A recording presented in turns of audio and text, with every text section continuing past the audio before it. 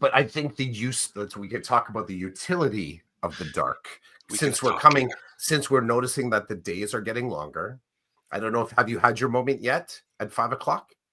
It's a 5 o'clock thing. At 5 o'clock, I would challenge any of our thousands of listeners. Notice that the day is longer, and I don't mean by the work, the actual light outside. The day is officially longer. And it happened the other day when I was driving home, and someone just quickly, you see, you're in the middle of a conversation with someone just like this, and then all of a sudden you see them do this.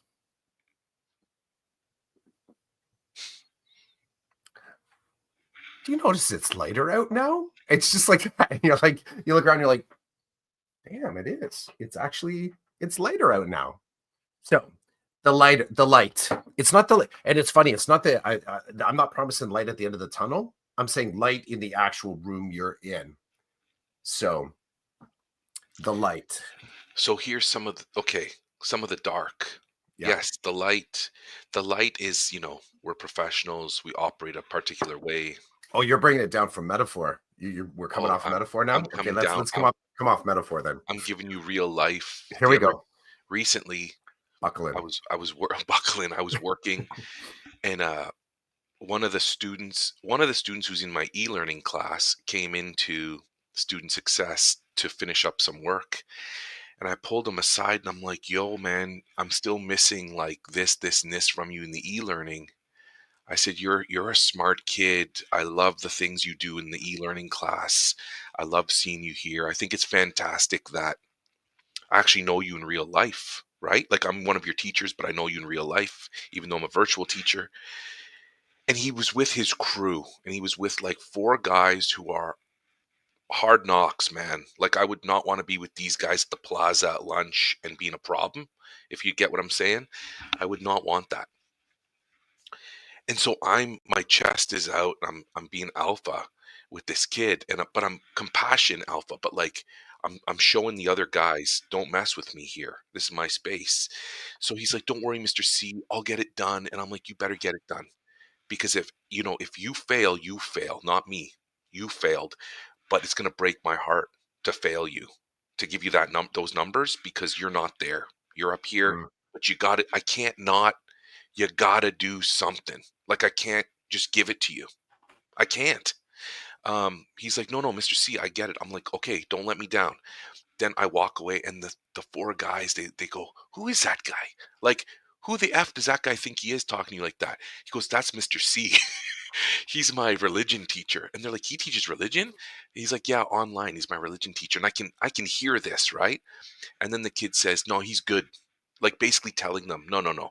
Stand down. It's not red alert. Like this guy, this is good. So you don't want to be on his bad side. You want to be on his good side. And I was like, oh, I needed that, because period 5, term 1 seems like is when certain types of students end up in student success, 5th period, semester 1. And it's like, I feel like I'm in a movie, and I'm working with all the kids that nobody wants to work with. And I'm exaggerating, but I think you get my drift. Like it seems like an alt ed class gone bad in that period. That's what it feels like to me as a pro. So I need some street credit. And whenever this guy comes in, he always comes in with guys that are like stereotypically not kids you want to be alone with. But again, that's a stereotype. All these kids, once you have them on your side, they're great, right? So these are the kids that I walk up to and I'm like, hey, that phone that you're playing with, like I'm going to toss it in a minute because you haven't done any work. I'm going to throw it out the window. And then other kids will laugh because there's no windows in my room. So they're like, you get it, right? So there's some. Yeah, I get it. I'll do that stuff too. Like you just kind of mix up the language because the person you're talking to, they get the idea. They don't often check, but then there's another kid that if the camera were to pan out and we turn it into an episode of The Office, right? You'll see someone in the background kind of start to do this. Yes. And then they turn to their friend. They're like, there's no windows in here. And then back to you. I love those moments. That's awesome. So to say all that, I feel like I'm stepping into the dark because I'm kind of pushing in a way. I'm pushing. I mean, if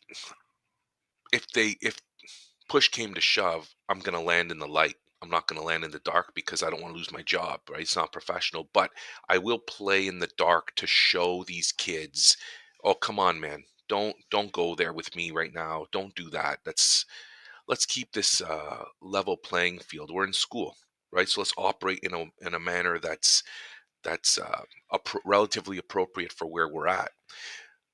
But all that to say, I've told you this, I'm just earning credits, and sometimes I have to do that in the dark because these kids don't understand the light. All light is too much for them. They need to connect. So I'm looking for ways, and I always think about something I learned from a uh, a father from hockey. One of the dads that Will played with this kid forever. So I know the family really well, and the dad's a cop. Mhm. And I've seen him in his career, like he's gone from street cop to detective to this to that. Mm. And he said to me when we're talking about his work, he said to me, sometimes I need to bend and flex in a way that when in court, the judge looks at me like I'm crazy. Like, you did that, you talked to the criminals this way. And his response was, I needed to connect with them. Me saying to them, me acting up here, all moral and whatever, it's not going to connect with them down here. So what I do is I drop or rise to their level to make the Mhm. connection, to build what I need, and then to do my job. And it, I love it. I mean, to a certain extent, right? But he's told me times where there's been video of him talking to someone in a way that everybody's like, "Oh my God, you can't do that." And he's like, "I did do that, and now we're here." And this guy's going to go to jail because I was able to get the goods on him. I didn't look like a fresh cop out of the academy for Yeah. that half an hour of interrogation, right? Yep. Anyway, at the end of the day, the criminal goes to jail and the cop goes back to work. But everybody's looking at him like, "Did you really talk to him? Like, did you really do that?" He's like, "Well, how else was I supposed to get the confession? I didn't break the law, but I had to be present with this person. How Yeah. do you do that?" And I love that. And I do my best to go there. I do my best. So then when I need to say, I'm going to toss that phone, like, are you kidding me? Do some friggin' work. They look at you like, okay, Mr. C. They don't look at you like, F you, don't tell me what to do. None of that happens. But I build, build, build, build. And I'm watching everybody else building. Anyway, I see that as dark. I see that as a little bit dark because in teachers college, they don't tell you anything about the dark. They tell you everything Well, light, light, light. because in teachers college, they don't have access to the universe. That's the problem. They don't have access to the actual universe within which you get the light and the dark. So you get almost like these austere versions of what's actually going on. Now, I was fortunate, I think, when I came through faculty because we were being taught with a grounded, being present, very practical model. We weren't existing in theory. Here's how you use an overhead projector. Here's how you stand at the front of the class and write notes on the board. They were very practical examples because they were extending from places where we had already learned from. We were coming in as hairdressers, as plumbers, as electricians, as chefs, as mechanics, as contractors, carpenters. So we knew the craft that we needed to bring to the kids. So they dealt with and they talked about, here's why we say this is how you pivot, stand at a 45-degree angle at the board, because it's very comfortable. They said two things. One, you never turn your back on the kids, and we can talk about the why. Two, you have the open stance, which encourages the growth mindset, which makes you look more sort of like connected, like you're connectable, you're bridgeable. Three, you're not getting in the way of the content. So you're not standing in front of your actual thing. So you do the same sort of standing. They say, by the way, it would be good if you could learn how to write upside down and backwards too. And we're like, what? It's like, well, because when you're writing on the overhead, sometimes you want to face the class. So you're kind of like not writing the exact way that the overhead's actually So very practical. I'm talking to my colleagues that are in like the math cohort or the English cohort, and they're writing essays. And I thought to myself, how unfortunate, because they're so rarely going to be sitting there writing an essay along with their kids, and they're already writing essays. So I think the access to the light and dark is just a fulsome way of dealing with the fact that, once you're in on site, you have to deal with both, and both are useful. Both are incredibly useful. It's like the yin and yang image, right? You have a predominantly white drop with a dot of dark, and you have a predominantly dark patch with a dot of light. It is the suggested way to navigate that kind of energy. And what I love about it is it isn't turning it gray. Neither one of the things are gray. They're compartmentalized, which suggests to me you can exist in the dark within a very light patch, and you can exist within the light within a very dark patch, and you'll be okay because the whole thing is your experience. And I've thought a lot about that particular image. I don't have the grounding in the practice to go any deeper than that, but where I jump in and jump out is it's the great reminder about what our context is like. And the whole thing is maybe minute to minute, maybe it's minute, hour, maybe it's minute, hour, week, minute, right? Where you're constantly navigating that sphere. So, and the last thing I'll say on that is that I also think about it in three-dimensional terms. So yes, we're getting this top view of the yin and yang image, but if we actually consider that's a sphere, and the light spot and the dark spot is a sphere as well, we start to get this idea of not only movement like this, but we get movement like this as well. And we get movement like this, and we get movement like this. Like it's never, I like to think of the yin and yang as an orb with the dots kind of free floating within it, sometimes closer together, sometimes a little further apart. It's a cool little thought experiment. When you put it the way you did with the yin and the yang makes perfect sense. That balance, to me, that's balanced. I like that. It's whole. That there's a bunch of things about that that really work for me. Mm-hmm. Yeah, and to me, it's like if you operate inside that circle, you're good, right? Because to me, this is how I see it. Yeah, that's cool. Um, Thanks for sharing that. That makes it, for me, it makes it less bad, if you will, to flex in the dark.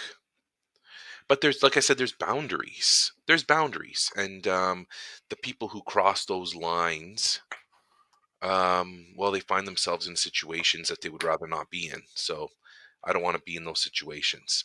Mm-hmm. It is a different beast, though. The and Rochelle and Gary are here, so good morning to both of them. Um, I'd love to hear.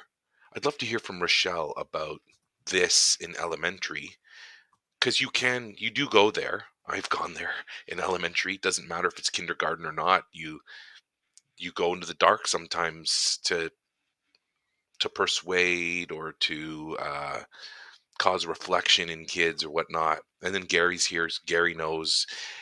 Gary, I got to tell you, sometimes when I'm flexing pretty hard on a kid, I think of Gary, and all I think is compassion and growing success. Gary probably doesn't like that, but I always think Gary's been a voice of like extreme light for me in high school, because you hear things from teachers, you see things from teachers, then you start to wonder about your practice, or at least I do. Every time I talk to Gary, it's like no, just operate how you do. There's nothing wrong with how you operate. There's nothing wrong with your base. Just keep doing what you do. Don't worry about what everybody else is doing. Do what you do, and you know what you're doing is right. And don't fall in the trap of the traditional operation in high school, because some of it's good and some of it's bad. So just do what you need to do. I think that, and it's good for me to have somebody outside of my building that I can talk to, because sometimes I'm in the building, I'm in a situation, I'm like, I'm not talking to you. I'm not going to tell you what I'm thinking because I work with you every single day. You may be my supervisor, you may be my program head. I'm not talking to you about this Mhm. that way that I'm going to talk to Gary about it. Or with you, even though you're not in my district, you're a high school teacher and you have been for a very long time and you've worn different hats. So it's good to get your perspective. Um, so good morning, Rochelle. Good morning, Gary. I know we're tight on time because we got to do our dad and husband details, but Chris, you, Tai Chi. I Tai got kids. Chi, I got to take Yeah. my kid to work. You sent me a video on Mhm. Facebook and you wanted to talk about it on the pod. Do you remember what it was about? I don't want to, I'm floating back. Let no me float problem. back. It's an anxiety expert who talks about the richest men in the world. Um, the Amazon employees who are told to wake up terrified. Terrified. Yeah. Yeah, that was really fascinating to me, talking about success from a place of terror. And um I think, I don't know, we can share it out to Gary and Rochelle if they're curious about it, but it's a, two anxiety experts kind of talking to each other, relating stories about industry experts. And Jeff Bezos was quoted as saying that he wants all of his staff to wake up every day in terror, because for him, I guess what he's suggesting in that is that for him, he wants his employees to have a proxy for how it feels to be the boss. He wants them to have a taste. And the nearest comparison he can make is that he wants his staff to wake up in terror. Now, when I heard that, I had a bunch of different reactions, because I will say that for me, because of my procrastination, my tendency towards procrastination, and my self-identification of ADHD, I tend to take those moments of terror and I call them thrilling. Down to the deadline, down, the buzzer beater, like that, those kind of moments, waking up at 5 a.m. and realizing, oh crap, I didn't hit send on that email. And then trying to figure out even the problems that occur, and trying to fix that moment afterwards. If I have to apologize, if I have to sort of admonish myself, if I have to sort of improve, even that becomes kind of thrilling. I'm addicted to that element of chaos. So it kind of hit me there. I'm like, I get it. Yeah, I kind of like those moments, right? But then I think back to the restaurant business, where I feel like there was a state of constant terror that I operated it in, but I called it controlled chaos or controlled anarchy. So you kind of got used to this idea that at any given moment you could be harmed, hurt, injured, kind of insulted, bruised, bumped, sometimes complimented, sometimes, but that there's a random element to the universe and you're at the center of it. That's what, and I got used to operating that for a lot of ways. No doubt I was probably completely uh wiped out by cortisol constantly, probably contributed to part of my hypertension at this point. There's other factors as well, but this would have been feeding into it. But I would have been masking, as in, this is the way we operate. I also thought about this example from the point of view, though, of how we operate with kids and what it's like for them sometimes in that space to think about school that way. Because unlike a job where, um, where I think there's an opportunity to have very clear rules of engagement. Sometimes there isn't, but clear rules of engagement. This is how you do the job. This is how you improve. I think tactically, we probably speak better of how to improve in a concrete sense when you're in a job than we do in school. I think sometimes we kind of leave it a little bit in the gray zone. I mean, we have success criteria and learning goals. We created all this jargon that actually is just the bureaucratic lingo for productivity and wellness. And I think in school, because the kids developmentally, they don't have all the shelves and the spaces to put all this kind of stuff. It made me think about what it's like to wake up in terror as a student. I mean, I can make it about teachers as well, but that's just work. I'll make that's work. That's kind of like the Jeff Bezos kind of suggestion. If your director of education actually wants all of their staff to wake up in terror, well, that would be very similar to what Bezos is saying. So I started thinking about it from an actual student perspective. What is that like? What does that look like for our resistant learners, for our languishing students, individuals that both you and I have worked with, individuals that are neurodivergent? Yeah, it landed in a really fascinating space because I understood both the light and dark utility of it. If I take it back to where we started with the pod, because for me, waking up in terror is very useful. I It's very useful for me. Um, it is the um both the fuel on my fire and the fire on my fuel. It's a weird way to burn sometimes, but I like it. Now I can't advocate for it. I probably do have a bit of Bezos mindset, and I will concede, because I know otherwise, that he probably did work like that intentionally and authentically in order to build Amazon out of his garage. Anyone that builds a business that size out of garage, there was some successful decisions along the way. Light, dark, probably both. So yeah, I just started thinking about it from a kid's perspective. And it might be easier for you to share it along to them. I can try. I would just have to think about how I'm connected to both Rochelle and Gary. Maybe it's something if Gary wants to jump into our WhatsApp, so we just have a place to share resources like moments like this for reflection throughout the week. I can drop that into our chat. Maybe see if you can hook him up with the WhatsApp thing. And then at least, I know we're not frequent flyers in there, but at least maybe that's a cool place for us to drop resources that we've discussed. So when I watched that video, I was like, man, that's quite a way to operate. Because waking up anxious and terrified every day Mhm, will, mhm. I believe, from a mental health perspective, and I guess I'm leaning on like my learnings and counseling, is that could eat you alive in a really bad way. Mhm.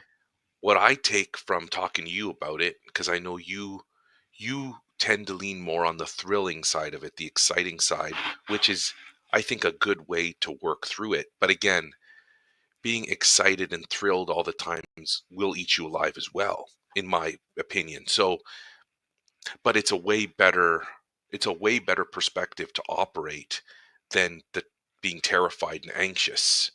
So they'll both get you to the same spot, which I think is burnout and eating you from the inside out. But one of them will feed you a lot better than the other one as it eats you alive, in my opinion. I think that's why I say both the fuel to the fire and the Right. And the fire on fire the to the fuel. fuel, I get it. right? And I know you good enough that I know that there's balance there. You're not literally living a thrill life 24/7. There's balance, there's down and up. I have been thinking about it from the perspective of the student, and it makes me a lot more compassionate. And maybe people will say I'm not being effective, but I've said a number of times in the last week to students, look, you're here. You got a whole ton of stuff to do. Let's pick one thing and do our best with that one thing. And I would say sometimes that works and they pick up and we start working on something. By the end of the period, they feel somewhat accomplished, that they did something. Then other times they do nothing and they'll say to me, I just don't care. Like, I got nothing, man. I don't care. So I'm not going to do it. And then it's like I keep circling back. Okay, hey, I know you told me you don't care. Have you found anything within you in the last couple of minutes? Always trying, trying, trying. But I remember as a student living in fear, living with anxiety, but it's because I wasn't doing any of the work. I was just letting things pile. I was down on myself. And as the mountain of work and learning increased, so did my anxiety and feeling terrified. That's why I ended up skipping almost all of grade 10 because of how I felt. And the best thing that happened was getting caught, because then I could be honest with everybody and I could say, yeah, I suck. I suck. I hate all of this. I can't do it. It's too much. And then somebody hit a big reset button. We all hit the reset button.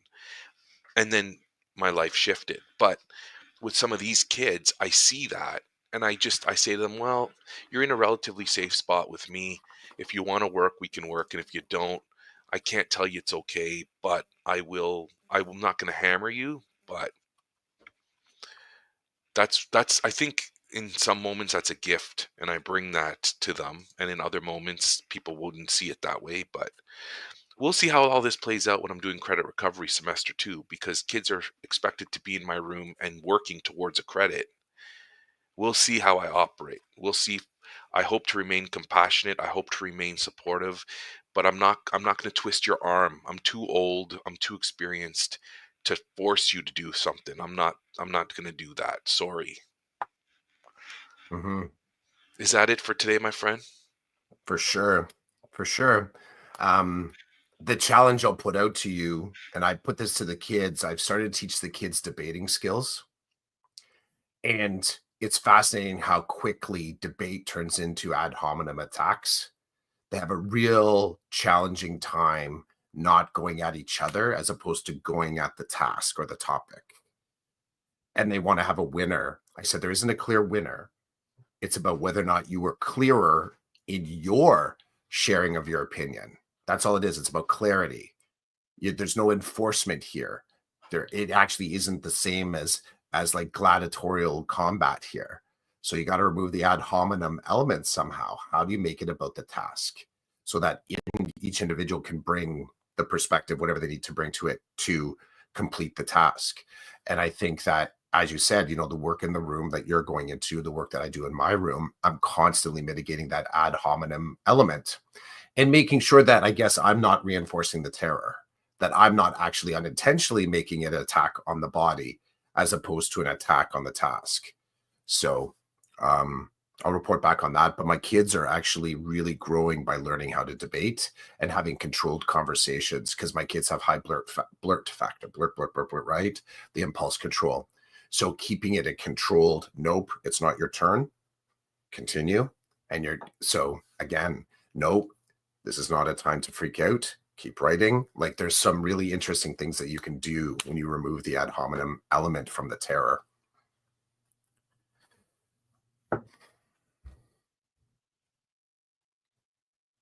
Rookie. You're a rookie. That's all I'll say. Because then people don't even know why I'm calling you a rookie, but you picked up on it right away. That was awesome. The minute you said, I'm like, oh, I'm muted. Yeah, Anyway. that's our rookie mistake. It's a veteran move to use the button when I'm not talking, but then it's a Yes. rookie mistake to not turn it back on. Yeah. I will say in our case, it's because of the fluidity of our conversation. We just engage, right? So there is a certain, there's a certain kind of like, I get it.